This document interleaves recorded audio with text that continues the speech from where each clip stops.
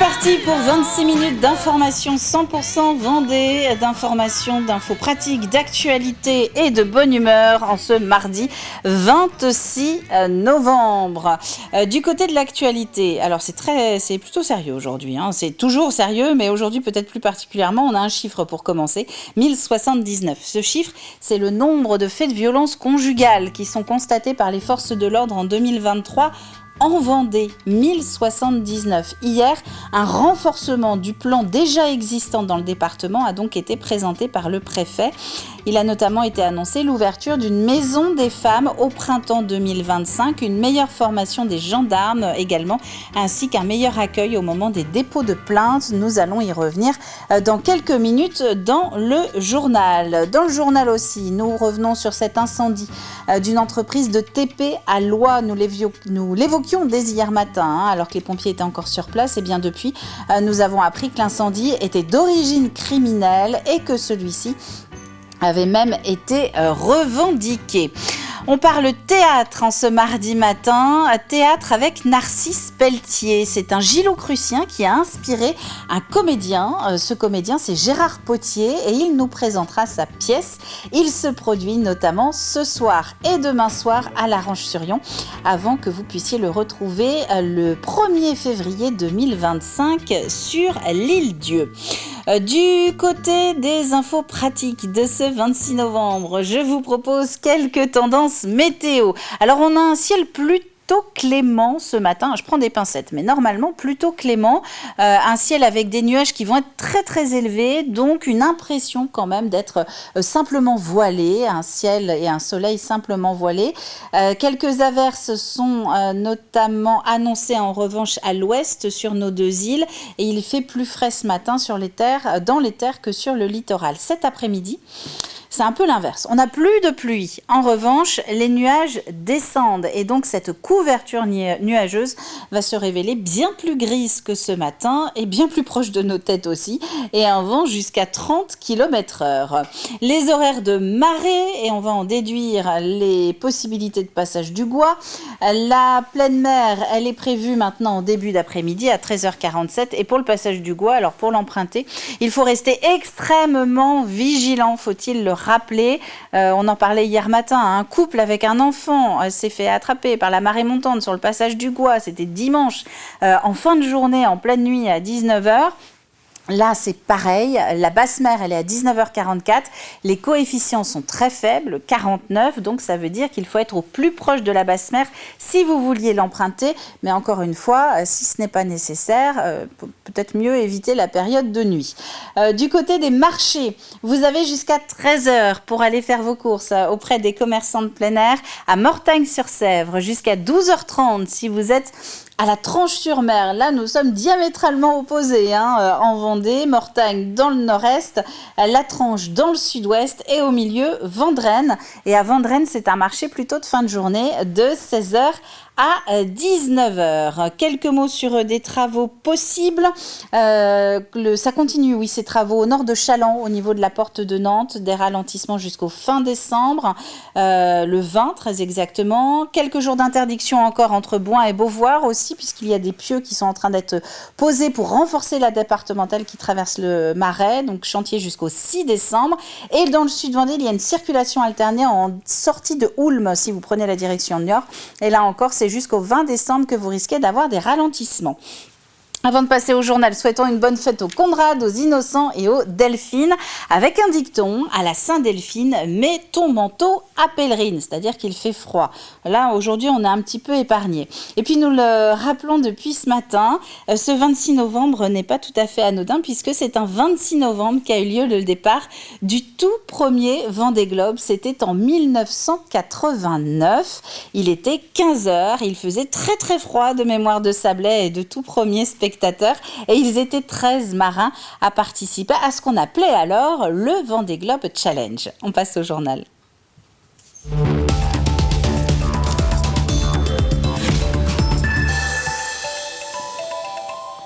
Ce 25 novembre était marqué par la Journée internationale de lutte contre les violences sexuelles et sexistes, des violences auxquelles n'échappent pas les femmes en Vendée.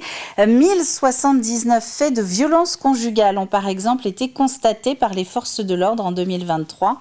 Hier, un renforcement du plan déjà existant a été présenté par le préfet. Parmi les mesures, une meilleure prise en compte des demandes de dépôt de plainte, la formation des gendarmes, le développement des hébergements d'urgence, mais aussi la création d'une maison des femmes. Les détails avec Louise Viadger. Parmi les annonces faites pour lutter contre les violences des femmes, il y a celle d'une maison des femmes.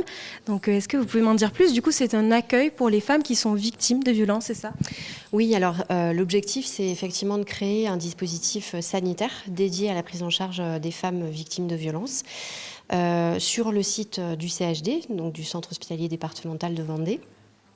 On va développer ce lieu dédié donc courant 2025 qui fonctionnera avec une équipe pluridisciplinaire dédiée, donc du temps médical, du temps de psychologue, d'infirmier ou sage-femme, du temps d'assistante sociale. L'objectif, c'est d'accueillir les femmes victimes de violences, de leur proposer une première évaluation de leur situation.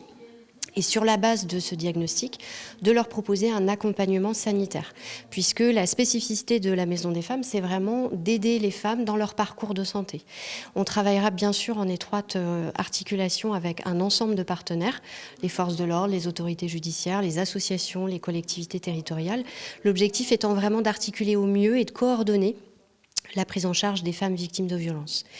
L'un des objectifs aussi de ce lieu dédié, c'est de renforcer la formation des professionnels de santé au repérage des femmes victimes de violences et puis de faciliter aussi le dépôt de plainte pour les femmes victimes de violences, que ce soit donc au cours d'une hospitalisation dans nos locaux ou bien lorsqu'elles viendront directement nous consulter dans cet espace dédié. D'accord. Et donc vous l'avez dit, donc cette maison des femmes, l'objectif c'est qu'elle permette d'accueillir les femmes victimes de violences au second trimestre 2025. Nous évoquions hier cet incendie qui s'est déclaré au milieu de la nuit dans une entreprise de travaux publics de Loie.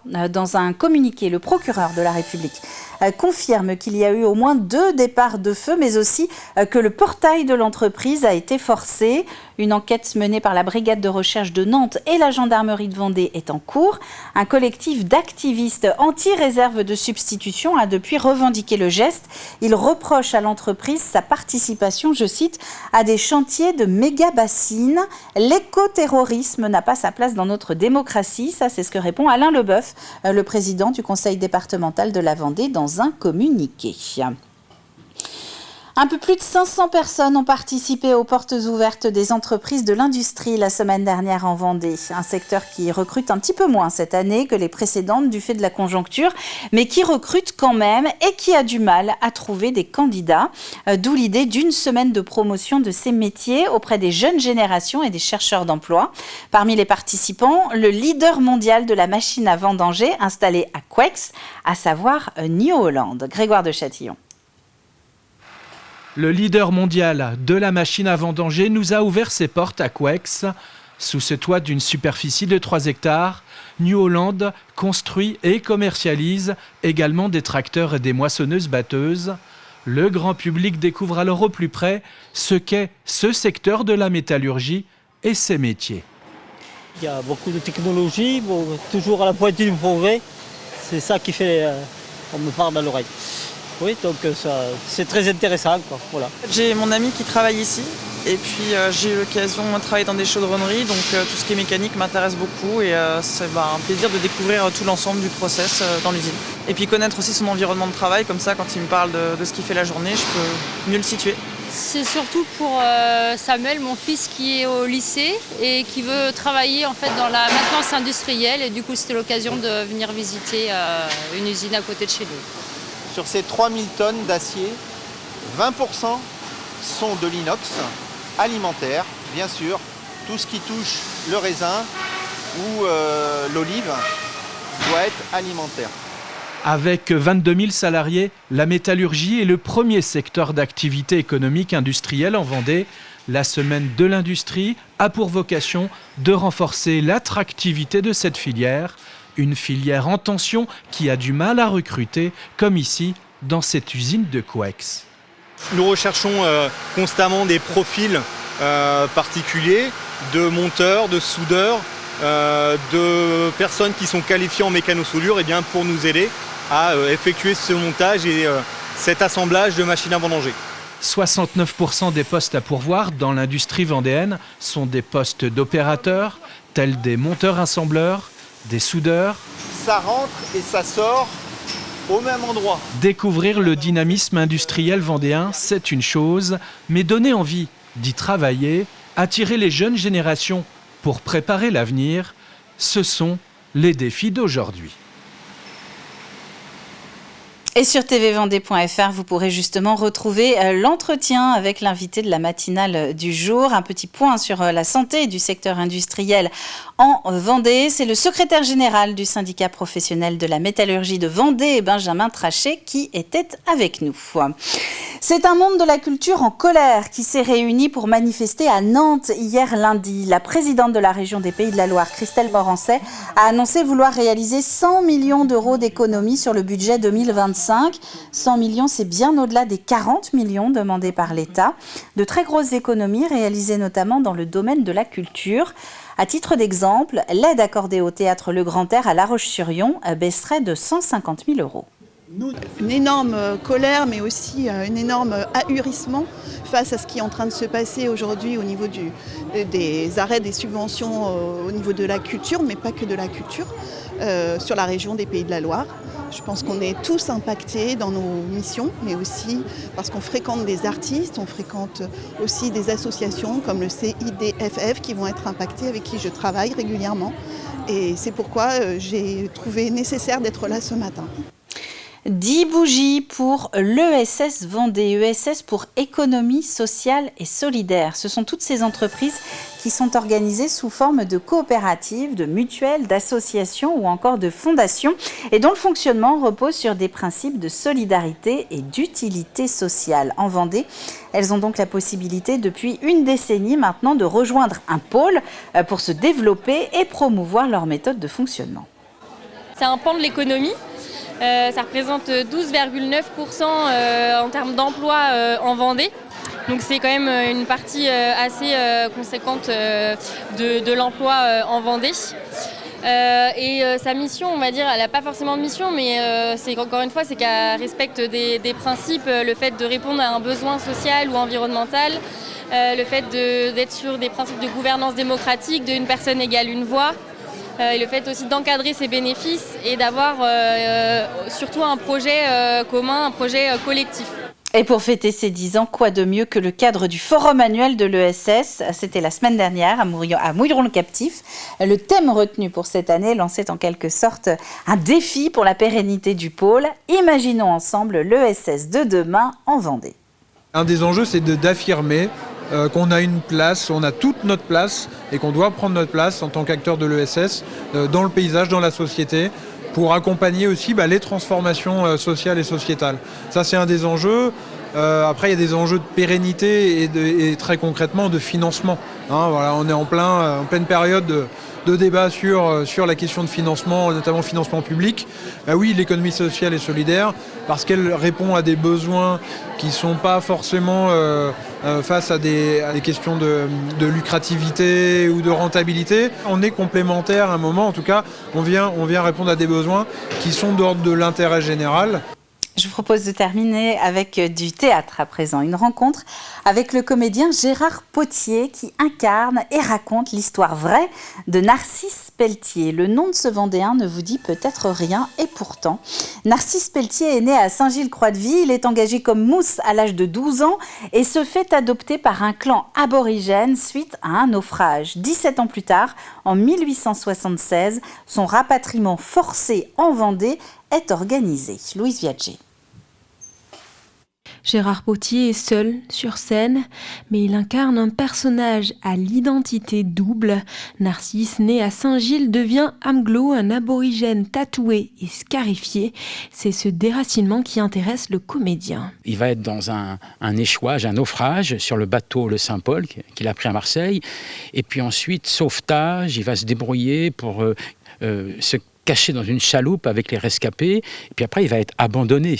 Donc là il y a un premier déracinement, vous avez tout à fait raison, et il va rester vivre 17 ans chez les aborigènes, qu'on appellera au XIXe siècle les sauvages, mais il va devenir un aborigène. Et ensuite, il va être ramené de force chez lui, alors que sa vraie famille est devenue la famille aborigène, la famille Huantala.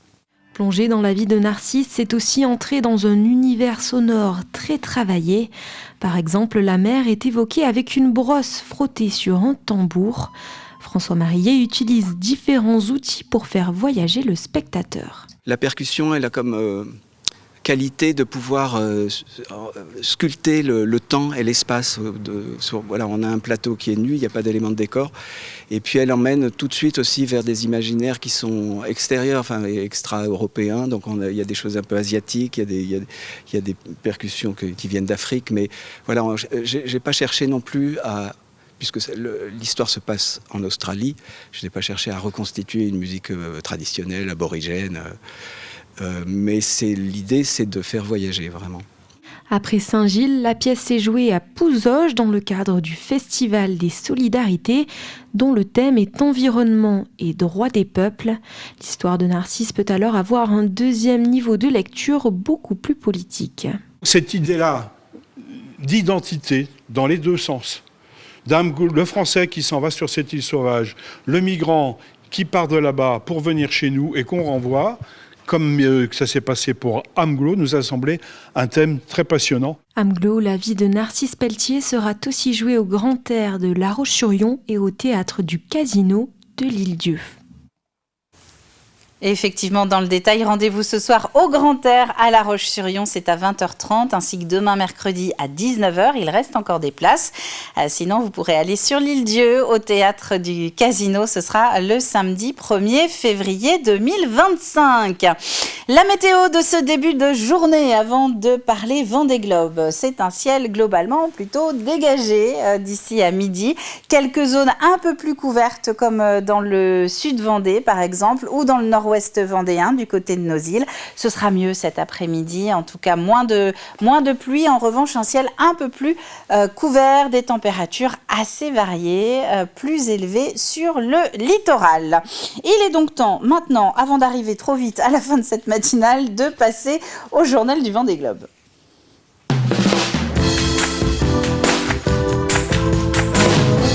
J'ai tendance à un peu trop parler ce matin, donc on va vite. On se penchera dans quelques instants sur le dernier classement, le dernier pointage à 7h de cette 10e édition du Vendée Globe. En attendant, retour sur les 24 dernières heures de course avec Alexandre Lenaour. L'Association vendéenne des constructeurs de maisons vous présente le journal du Vendée Globe.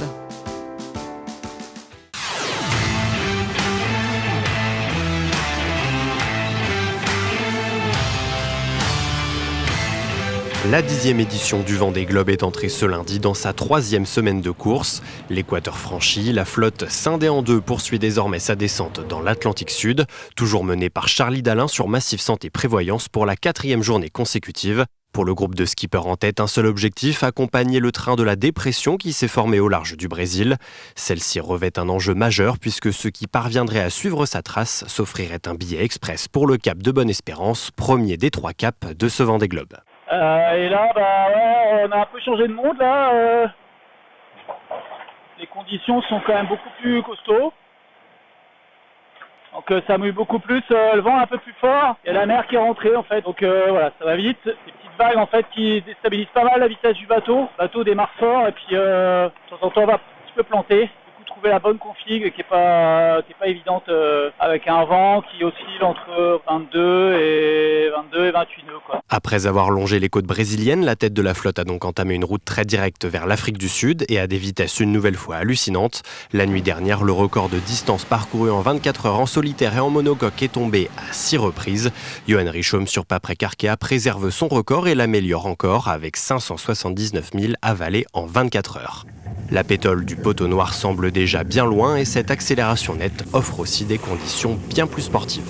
on se fait bien secouer quand même, hein, ça va vite. On vient un peu accroupi, à se tenir, assis, allongé, à faire extrêmement attention parce que le bateau il a des mouvements et des réactions parfois un peu inattendues à cause de l'état de mer. Et j'ai l'impression moi d'être un petit animal quoi, à survivre un peu dans cette coque. Mais voilà, écoute, la survie se passe bien. Pour les skippers en queue du peloton de tête, l'objectif va être de rester le plus longtemps possible au contact de cette dépression qui poursuit sa route et se décale vers le sud-est. C'est une position qui n'est pas facile mentalement à tenir non plus. Au moindre ralentissement, au moindre truc météo qui va se passer, ça va écrémer certainement par l'arrière. Donc voilà, bon, c'est pour ça que j'essaye de m'accrocher. On évolue dans un couloir de vent qui est très étroit au milieu de l'Atlantique Sud. Et il est encore plus étroit pour moi et pour les quelques bateaux là, qui sont en queue de premier peloton. Et il suffit que le scénario météo bouge un petit peu et on se fait piéger un peu dans des vents beaucoup plus faibles. En deuxième partie de flotte, l'ambiance est tout autre. Loin des vitesses affichées par les premiers, le paquet des dériveurs tente de rester dans sa course tout en voyant les écarts avec la tête se creuser à chaque nouveau classement. Plutôt qu'à chaque classement, on me dit « Ah, t'as encore perdu X 1000 parce qu'ils vont plus vite. » Et je me suis dit « Bon, écoute, regarde le truc de l'autre côté et dis-toi que ton objectif, c'est de rester le plus proche possible en attendant une opportunité. » Une cassure qui pourrait bien mettre un système météo d'écart entre les deux groupes et créer un gap bien difficile à combler une fois entré dans les mers du Sud. Au 15e jour de course, le groupe de tête a désormais effectué 20% du parcours de ce Vendée Globe 2024. Charlie Dalin occupe toujours la première place du classement provisoire. Les deux skippers de vulnérables Thomas Ruyant et Sam Goodchild restent solidement accrochés au top 6. Louis Burton sur Bureau Vallée et Isabelle Yoshke sur MACSF se classent 18 et 19e à la jonction entre les deux parties de la flotte. Premier des bateaux à dérive, Jean Le Cam est 20e, surtout commence en Finistère Armor-Luxe. Dans le second paquet, les écarts sont encore très resserrés. Moins de 70 000 séparent Violette d'Orange, 22e sur Devenir, de Louis Duc, 28e sur Fives Group Lantana Environnement.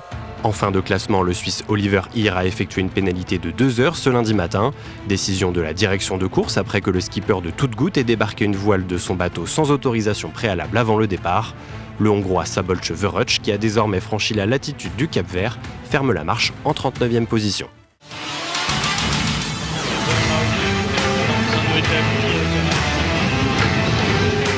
C'était le journal du Vendée Globe par l'Association vendéenne des constructeurs de maisons. Et pas de changement, pas de gros changement en tête du peloton. Au dernier pointage à 7h ce matin, c'était toujours Charlie Dalin en tête, suivi de Thomas Ruyant, de Johan Richaume et de Sébastien Simon. On passe à l'extrait du jour.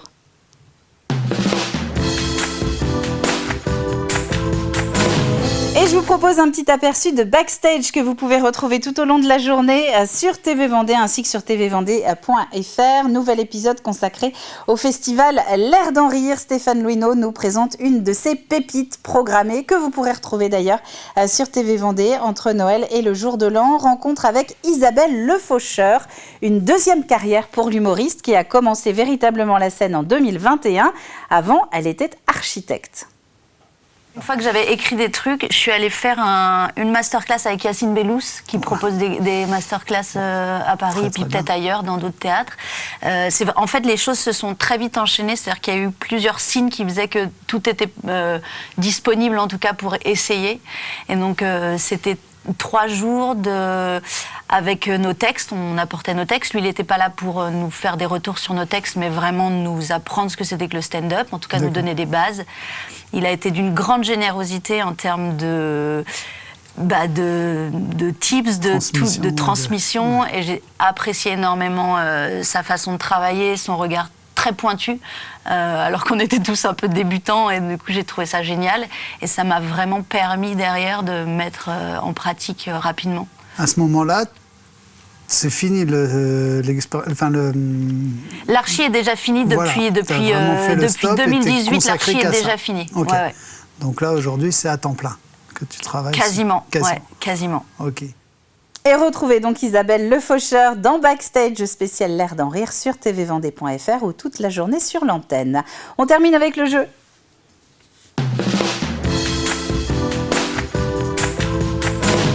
Nous sommes mardi, c'est donc un deuxième indice dans le jeu de la matinale. Jeu qui nous emmène cette semaine du côté de La Roche-sur-Yon. La semaine dernière, nous étions à Luçon, au Jardin du Maine. Quelle est la particularité de cette classe du collège Édouard Herriot à La Roche-sur-Yon? Quelle est sa particularité?